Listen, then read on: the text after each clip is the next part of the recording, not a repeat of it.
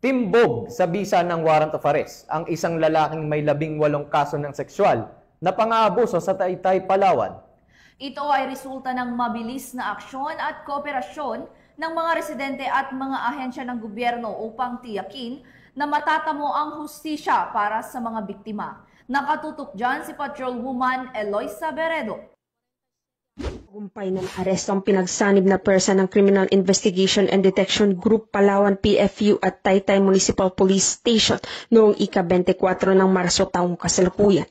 Ang isang akusado na may 18 kaso ng pang-aabusong sexual kabilang na ang qualified rape at acts of lasciviousness. Siya ay kinilalang si alias Ismael, 43 anyos, isang mangingista at residente ng Taytay, Palawan.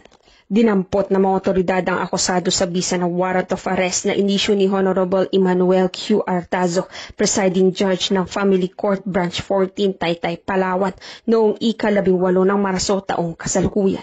Batay sa record ng korte, ang akusado ay may mga kasong 7 bilang ng acts of lasciviousness alinsunod sa Section 5B ng Republic Act 7610, 9 na bilang ng statutory rape by sexual assault sa ilalim ng Article 266A2 ng Revised Penal Code na binago ng Republic Act 11648, 2 bilang ng qualified rape of a minor sa ilalim ng Article 266A1D ng Revised Penal Code na binago rin ng Republic Act 11648 at paglabag sa Section 10E ng Republic Act 7610.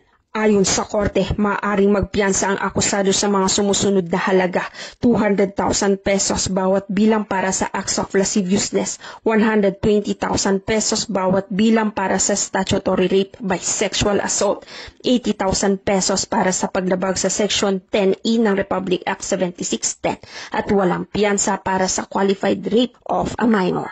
Nasa kustudiya na ngayon ng mga otoridad ang akusado habang hinihintay ang sumusunod na hakbang ng korte. Patuloy naman ang paalala ng mga pulis sa publiko na agad iulat ang anumang kaso ng pang-aabuso upang mabigyan ng hustisya ang mga biktima.